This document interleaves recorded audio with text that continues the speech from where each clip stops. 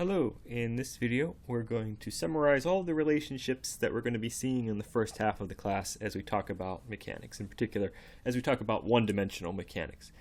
In this summary we're going to leave out things with vector components. We're going to leave out rotation, which is necessarily three-dimensional.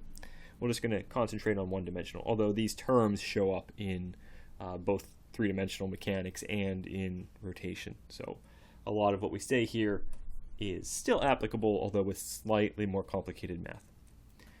Let's begin by looking at what's called kinematics. Kinematics is the study of motion, and let's list our basic relationships for kinematics. We'll put them all in this box. That should be plenty big. Okay, so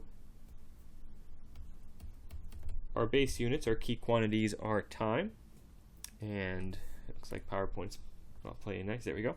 Time and position. I'm going to put those in bold since those are our main quantities, but we also have velocity and acceleration. And these are related to each other. So to go from position to velocity, what you do is you take a time derivative. To go from velocity to acceleration, you take a time derivative. You can go backwards along these arrows by instead integrating. In principle, you could keep going with more and more time derivatives after acceleration. We usually don't do that, though.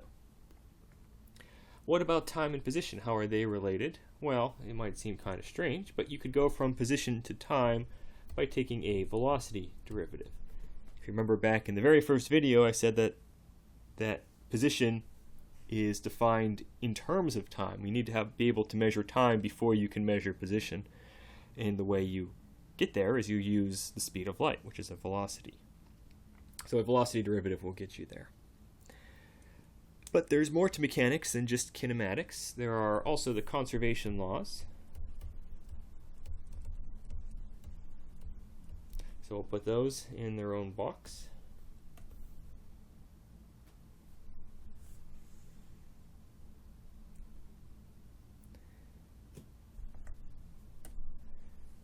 So we have another fundamental quantity here, mass, which is conserved. It's not created or destroyed. It doesn't enter or leave on its own. Other things that are conserved are momentum and energy. Mass conservation really isn't useful for solving any problems. However, momentum and energy conservation are. And the reason for that is mass just depends on mass. That's kind of boring. Momentum and energy depend typically on velocity or position in the case of energy. And so there is something dealing with the object's motion there, and having it be conserved is useful for solving problems. And these are, in fact, all related to each other by derivatives. They're actually velocity derivatives. For example, momentum is mv. I take the velocity derivative of that, you get m, which is the mass. Now that's not the most interesting point. What's more interesting is how these relate to force. So another big part of momentum will be calculating force. Let's in fact give it its own box. That should be big enough. Force, which is actually the time derivative of momentum. But it's also a position derivative of energy with the minus sign. And we do have one more quantity, kind of the odd one out here, but power, which is the time derivative of energy.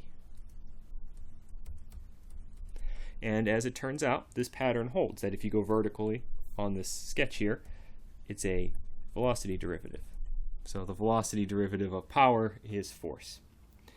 Now you could keep taking time derivatives just like we did up here. You could take the time derivative of power. You could take the time derivative of force. You could in principle even take the time derivative of mass, although that's typically going to be zero because it's not changing with time. But you could do that, and you could extend the pattern off to the right. If you really want to think like a physicist, you'll ask, what's over here to the left? What if I continue my pattern to the left? In fact, you get something really cool if you continue down here next to energy. It's an object called action, which we won't talk about at all in mechanics. If you end up taking a upper level undergraduate class, an upper level undergraduate class in mechanics, you will talk about it though. So if you want to play around with patterns, be my guest, but this is all we need in this class. These are the main quantities we're going to have, and this is how they're all related to each other. And we could say that all of this all together is mechanics. So we could put it all in a nice big box.